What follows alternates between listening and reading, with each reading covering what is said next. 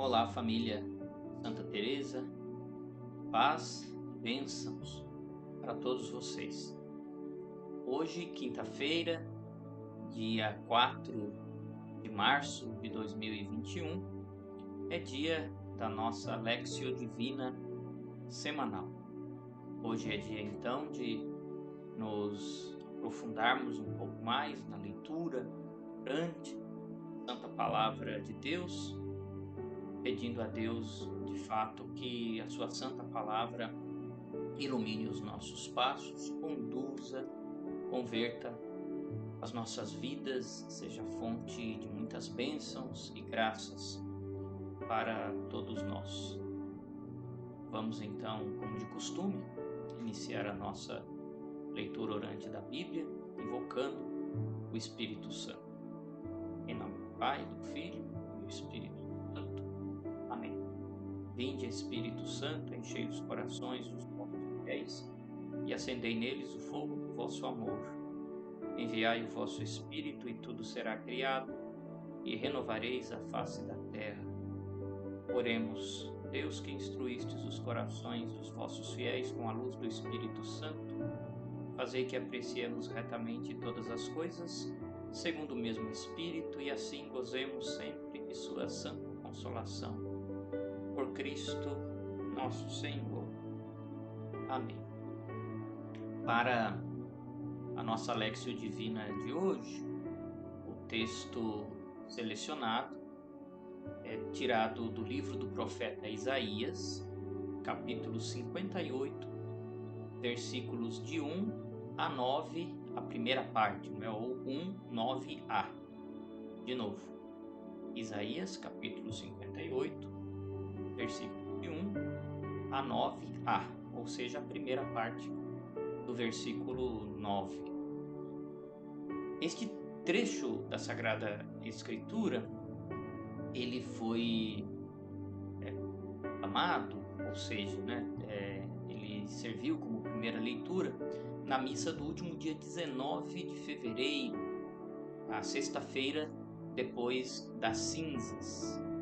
As cinzas esse ano, como nós sabemos, foram celebradas no dia 17 de fevereiro, e esse texto então foi proclamado como primeira leitura da missa do dia 19. Então, conforme a proposta da leitura orante da Bíblia, nós vamos fazer uma primeira proclamação desse texto. Vamos então lê-lo todos juntos. E para ficar claro, a tradução que eu escolhi para hoje é a tradução do lecionário da missa. É o mesmo texto que foi proclamado na missa, então dificilmente essa tradução vai bater com alguma das Bíblias que vocês têm aí em mãos. No entanto, quem ainda tem a liturgia diária do mês de fevereiro, e quiser acompanhar, encontrará lá esta mesma tradução. Pois muito bem, vamos à proclamação do texto. Assim fala o Senhor Deus: grita forte, sem cessar, levanta a voz como trombeta e denuncia os crimes do meu povo e os pecados da casa de Jacó. Buscam-me cada dia e desejam conhecer os meus propósitos como gente que pratica justiça e não abandonou a lei de Deus. Exigem de mim julgamentos justos e querem estar na proximidade de Deus. Por que não te regozijaste quando jejuávamos e o ignoraste quando nos humilhávamos? É porque no dia do vosso jejum tratais de negócios e oprimis os vossos empregados.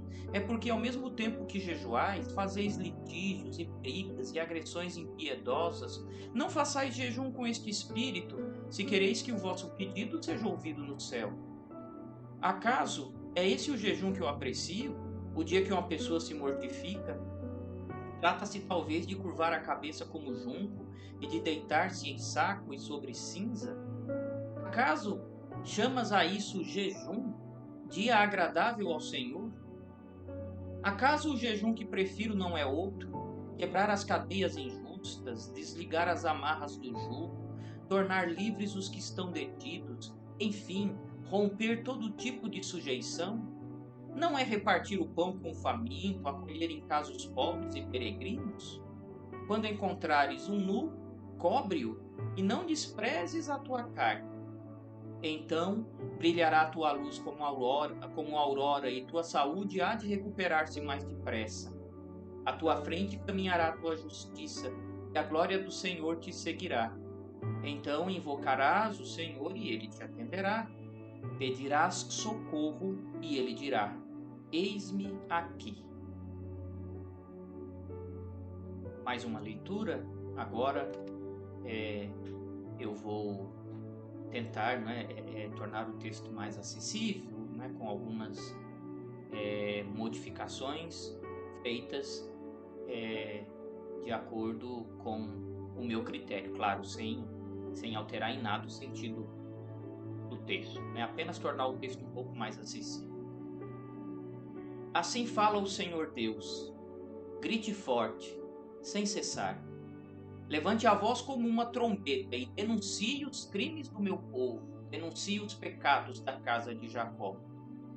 Porque esse povo me busca cada dia, deseja conhecer os meus propósitos, agem como se fossem pessoas que praticam a justiça e que jamais abandonaram a lei de Deus. Por causa disso, exigem de mim julgamentos justos e querem estar sempre na proximidade de Deus. É um povo que pergunta: por que o Senhor não se regozijou quando nós fizemos jejum? Por que o Senhor ignorou quando nós nos humilhávamos?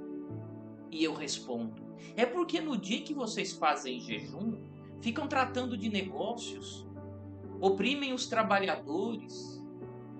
É porque, ao mesmo tempo que vocês fazem jejum, fazem também litígios, brigas, agressões impiedosas. Não façam jejum com esse espírito, se vocês querem que o pedido que vocês fazem seja ouvido no céu.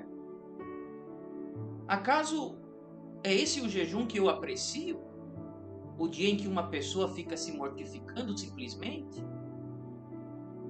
Jejum verdadeiro trata-se talvez de ficar curvando a cabeça como um junco agitado pelo vento, ou então ficar deitando sobre saco e sobre cinzas? Acaso é a isso que vocês chamam de jejum, dia agradável ao Senhor?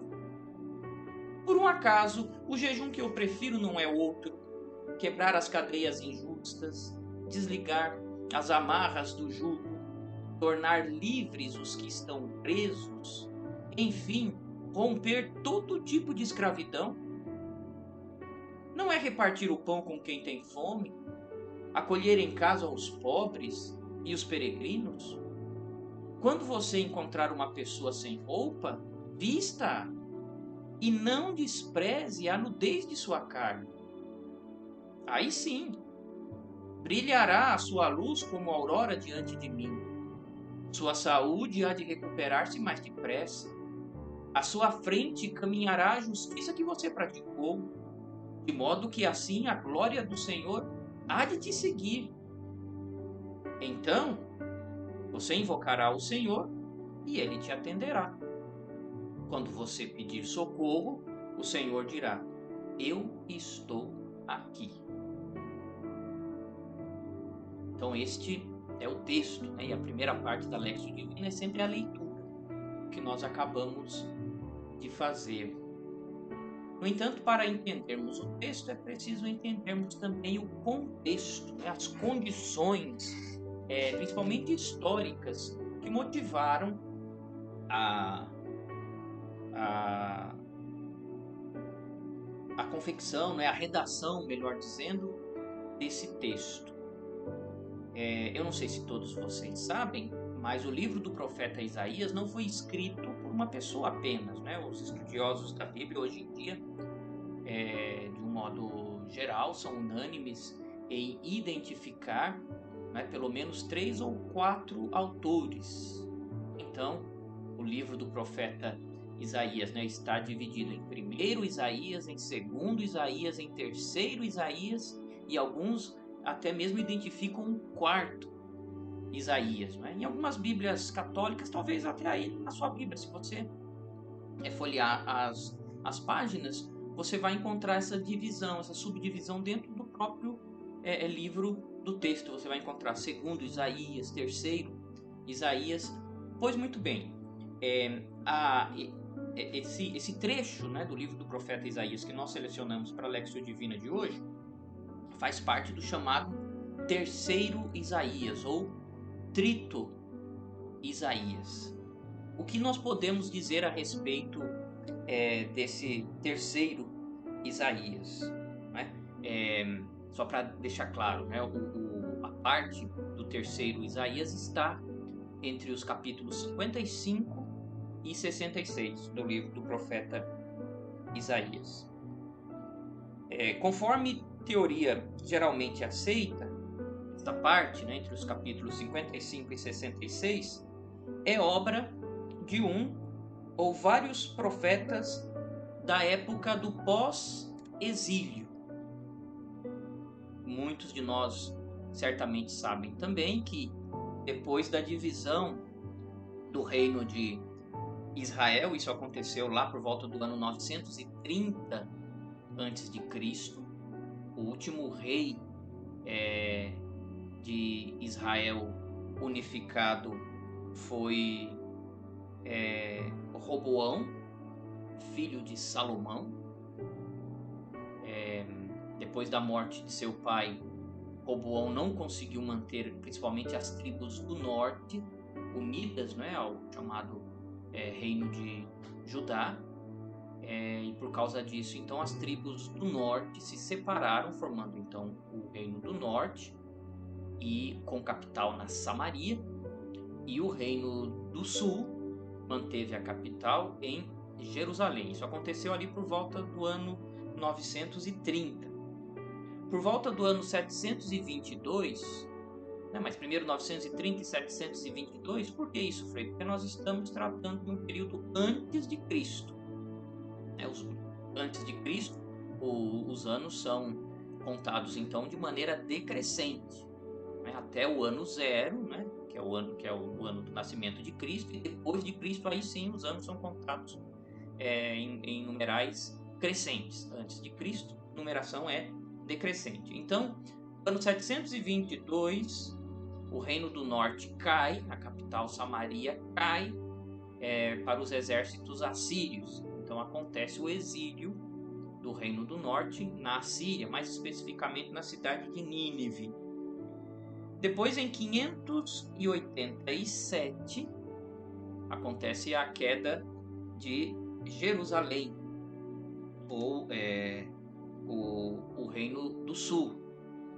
O povo então é exilado para a Babilônia. Aí começa o famoso exílio da Babilônia, que vai de 587, 586 até mais ou menos o ano de 535, não é? Que é quando o povo começa a voltar, uma vez que o edito de Ciro permite a volta a Jerusalém, isso no ano 538.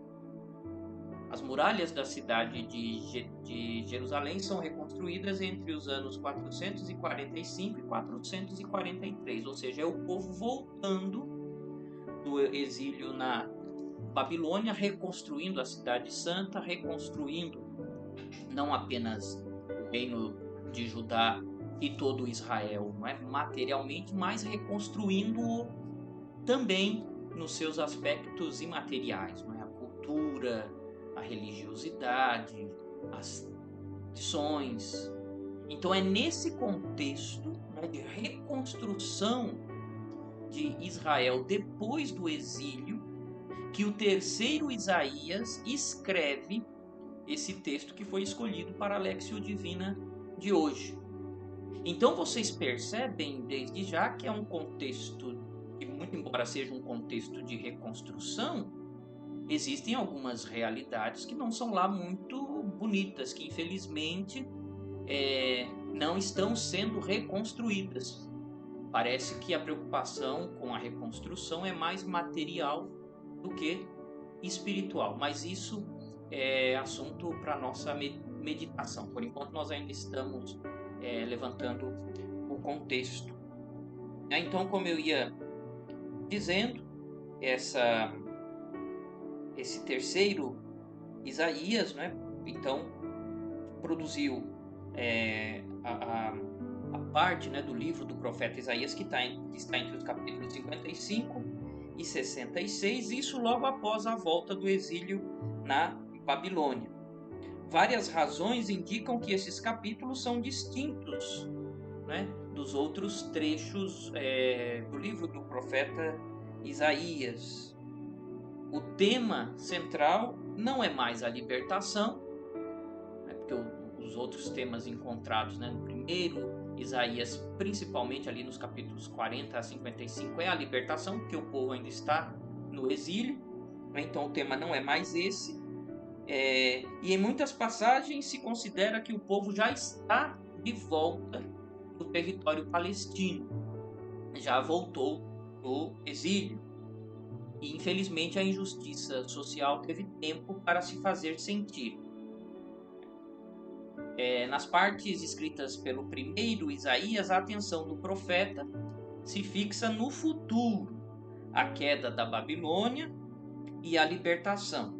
No entanto, este não é mais o tema do terceiro Isaías, ou seja, esses capítulos 55 a 66. Esse tema da libertação, da queda da Babilônia, já não aparece mais, o que indica, né, que o povo já teria saído do exílio. E é igualmente opinião geral que esses capítulos são obras, né, de diversos escritores, mas essa, né, como se não bastasse apenas um terceiro Isaías, né, talvez esse terceiro Isaías nem seja um escritor só, mas isso são estudos bíblicos. O que importa aqui é nós percebemos esse contexto, não é? De volta do exílio, e o povo então estabelecido já ali no antigo Reino do Sul, em Judá, reconstruindo a cidade de Jerusalém, reconstruindo as muralhas, reconstruindo o templo. Mas ao que tudo indica, repito, parece que a preocupação com essa reconstrução material não se fez sentir também nos aspectos imateriais e espirituais da vida do povo.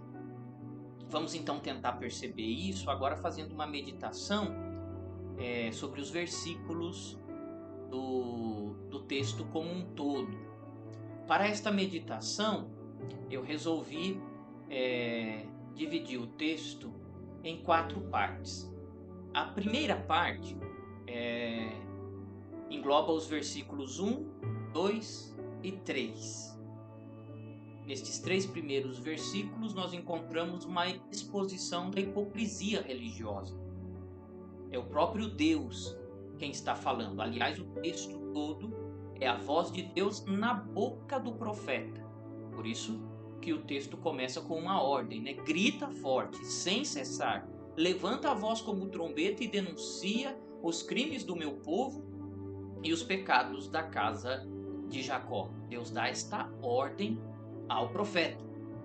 E que crimes são esses? Né? De fato, a hipocrisia religiosa e um jejum meramente formal.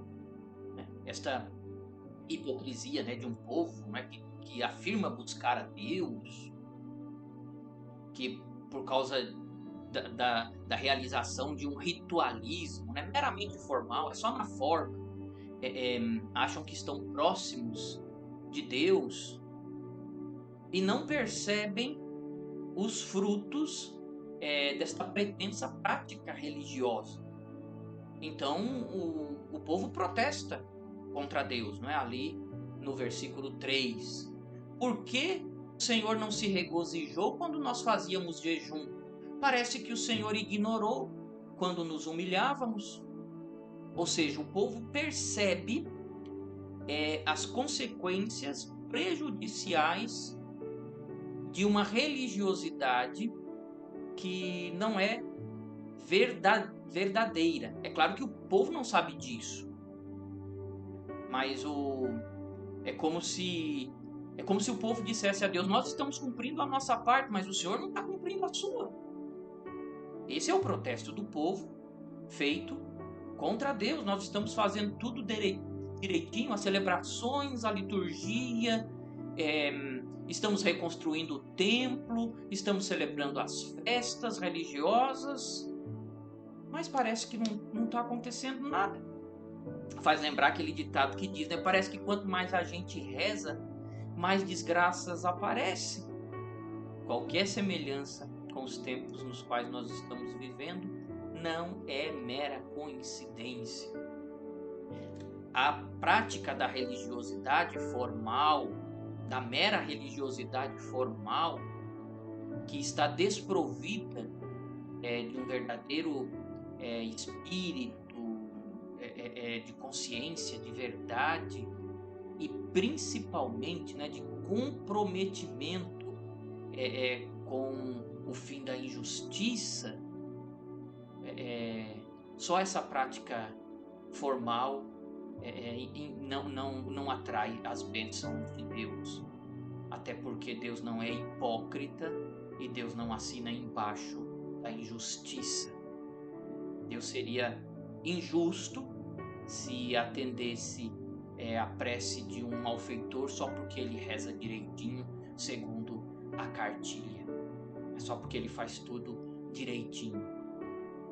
Deus seria injusto se abençoasse a vida de um líder religioso que, no que diz respeito à forma como ele faz, né, as celebrações, né, fosse tudo direitinho, mas se, excetuando-se essa dimensão da sua vida, fosse um malfeitor, uma pessoa injusta, violenta, corrupta, que prejudicasse as outras pessoas. Deus não compactua com esse tipo de crimes. Então essa é a primeira exposição desse texto, né? A prática religiosa, ela é muito boa, assim, não se trata aqui de condená-la, né? E ela precisa ser realizada, é claro, né? De maneira piedosa, de maneira carinhosa, cuidada, bonita, mas só ela sozinha não é capaz de atrair as bênçãos de Deus. E aí Deus responde a esse protesto do povo. Isso nos versículos 4 e 5. Qual é a resposta de Deus para este protesto? É porque no dia que vocês faziam jejum, responde Deus, vocês tratavam de negócios, oprimiam os empregados, viviam brigando, em agressões impiedosas. E aí Deus ordena, não façam jejum com esse espírito, não façam jejum assim, se vocês querem que o pedido de vocês seja ouvido lá no céu. Por um acaso, continua perguntando Deus, o jejum que eu aprecio é esse jejum meramente formal? Só essa mortificação? Dia que uma pessoa fica sem comer, de ficar curvando a cabeça, né? Faz lembrar das palavras de Jesus. Quando você fizer jejum, lava a cara, perfuma a cabeça, que ninguém veja que você está jejuando, né? Esse jejum meramente formal, ele não quer dizer absolutamente nada. Deitando-se sobre sacos, colocando cinzas na cabeça, como nós fizemos na quarta-feira de cinzas, né? Essa é a forma litúrgica. Mas colocar cinzas sobre as nossas cabeças deve ser a expressão do espírito de quem quer realmente se converter. Ou seja, esta formalidade ritual do jejum contrasta, né? Bate de frente com a opressão, com o confronto, com a desarmonia, com a briga, com a injustiça. É um jejum feito com um espírito que é contrário ao jejum. Na forma está tudo sendo feito direitinho, formalmente está tudo perfeito, mas o espírito é contrário à forma. E, de novo, Deus não compactua com isso, porque isso é hipocrisia, isso é mentira, e Deus é a verdade. Deus não assina embaixo da hipocrisia, Deus não é parceiro da mentira. A outra parte do texto é aquela que engloba os versículos 6 e 7, nos quais Deus define qual é o jejum que ele aprecia. E aqui nós estamos no centro do texto, diria na temática da Lectio Divina de hoje. O jejum que agrada a Deus. O jejum que eu prefiro, diz o próprio Deus, é quebrar as cadeias injustas, desligar as amarras do jugo, tornar livres os que estão presos, romper todo tipo de escravidão. Todo tipo de escravidão. O povo que estava voltando do exílio na Babilônia queria manter, não é, a mesma estratificação social, isso inclusive dentro da vida religiosa, não é, refazer, enfim, não é, toda aquela hierarquia, né, que colocava alguns por cima e outros por baixo, como se Deus assinasse embaixo desse tipo de coisa, não é? Então, os que enviavam o povo para reconstruir as muralhas de Jerusalém não pegavam na colher de pedreiro, não é, para fazer aquele serviço, não é? Então, é contra esse tipo de realidade que Deus se coloca. Né? Não se trata aqui de anular, não é, qualquer tipo de diferença entre as pessoas, não é? Não se trata de pregar, né, aquele igualitarismo, não é, que tem muito de socialismo e é perigoso, não é? Mas também não se trata de justificar a injustiça por causa do fato hipotético de que algumas pessoas nasceram para mandar e outras nasceram para obedecer. De novo, Deus não compactua com isso. E aí continua respondendo o próprio Deus: o jejum que eu aprecio é repartir o pão com quem tem fome, acolher em casa os pobres e os peregrinos, dar roupa àquele que está nu, não desprezar, né, a sua carne, né, não desprezar a sua pobreza, não desprezar o seu sofrimento. Jesus Cristo no Evangelho é ainda mais categórico. Quando relata o juízo final, Jesus Cristo diz: todas as vezes que você fez isso a um desses menores dos meus irmãos, foi a mim que você fez.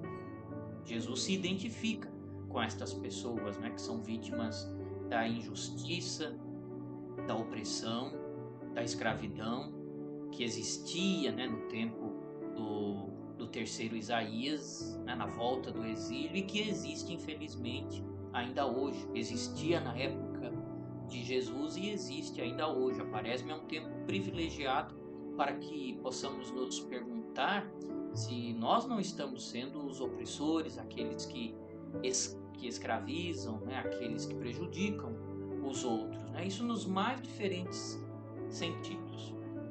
Então, o jejum que Deus deseja é aquele que tem resultados reais, materiais, sociais, verdadeiros frutos de conversão, frutos que possam ser percebidos, inclusive materialmente. Porque, afinal de contas, este é, em última instância, o objetivo do jejum. Eu fico sem comer, eu me abstenho de algo que eu gosto, eu diminuo a minha comida, eu faço uma mortificação, eu me humilho diante de Deus, a fim de que esta experiência, que é voluntária, eu faço pela minha vontade, a fim de que esta experiência me faça entrar em comunhão com quem é obrigado a viver isso, não de maneira voluntária, mas porque a realidade, né, o sistema, a civilização na qual nós vivemos impõe isso a essas pessoas.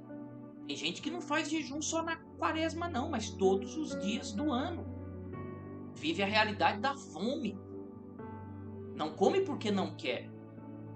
Não come porque não pode, porque não tem.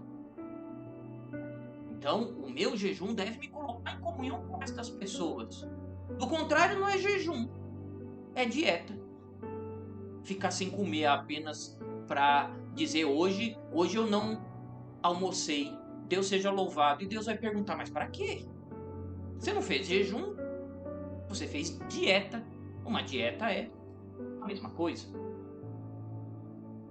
E finalmente, né, nos versículos 8 e 9a, Deus apresenta os frutos deste verdadeiro jejum. O próprio Deus diz: se você fizer jejum assim, a sua luz vai brilhar como a aurora, sua saúde há de se recuperar mais depressa. Em tempos de pandemia, vale a pena nos perguntarmos, não é, de maneira muito sincera, sem politizar nenhuma questão, mas de maneira muito sincera: será que essa pandemia está demorando tanto para ser debelada porque existe de fato um comprometimento com a injustiça? Porque se as coisas acontecem de maneira injusta, Deus não assina embaixo disso. Se existe mentira, se existem interesses escusos, escondidos, Deus não compactua com isso.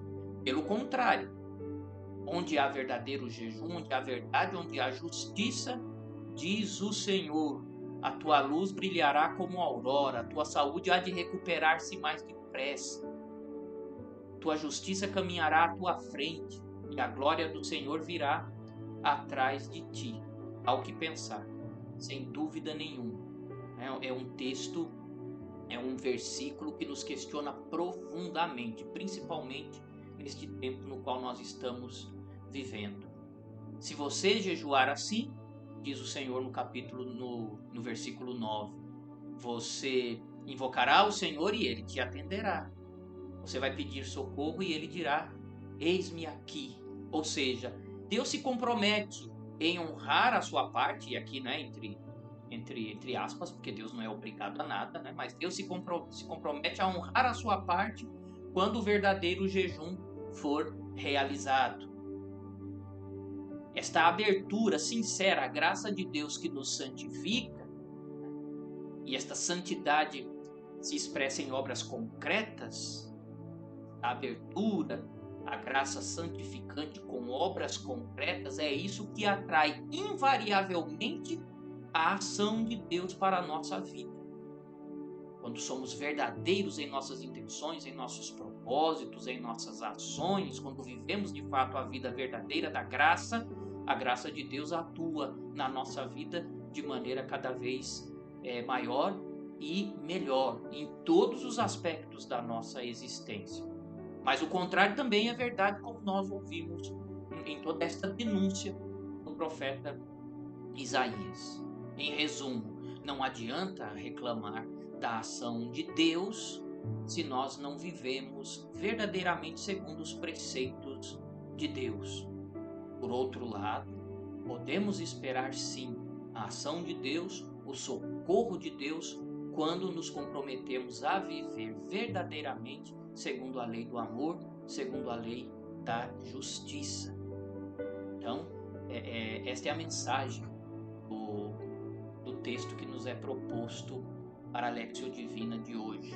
Que Deus nos ajude a viver, né, todos esses apelos que nós ouvimos da boca de Deus por meio do profeta Isaías. Vamos terminar rezando, pedindo a Deus que nos ajude de fato a viver estas realidades, estes apelos que nos foram feitos durante a Lectio Divina de hoje. Senhor Deus, muitas vezes procuramos realizar contigo uma religiosidade baseada na mera troca de favores. Nós te prestamos uma homenagem com gestos, jejuns, ritos litúrgicos, orações, e queremos em troca bênçãos e benefícios para livrar-nos de todas as dificuldades e vivermos tranquilos, sem doenças ou qualquer problema. Ajuda-nos, Senhor, a nos libertar desta visão tão egoísta e tão pagã, que não tem nada de fé verdadeira, isso é comércio. Ajuda-nos a amar-te e honrar-te, porque tu por primeiro nos libertaste e curaste. Faze-nos aderir à tua fidelidade que liberta, mais do que aos nossos ritos repetitivos. Ajuda-nos a que nos tornemos realmente o teu povo, povo a caminho, fermento de uma nova humanidade convertida, santificada, renovada por vós. Senhor Deus, o profeta promete a cura das feridas e uma nova esperança. Promete que as brechas serão reparadas, os entulhos recolhidos. A quem não se volta apenas para suas próprias angústias, nem se limita somente ao culto. Ajuda-nos a dar novo sabor à nossa fé de fiéis. Dá-nos olhos novos para enxergar as necessidades e os sofrimentos dos nossos irmãos. Infunde-nos coragem para realizarmos verdadeiros gestos de solidariedade e de partilha com quem mais precisa. Coloque em nossa boca palavras de confiança que abram os corações à esperança, apontando novos caminhos de liberdade.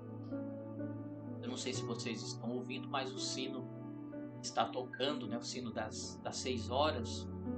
Vamos então rezar a oração do Ângelus, pedindo à Virgem Maria que interceda por nós, que nós possamos, assim como ela, viver uma vida de autêntico relacionamento com Deus.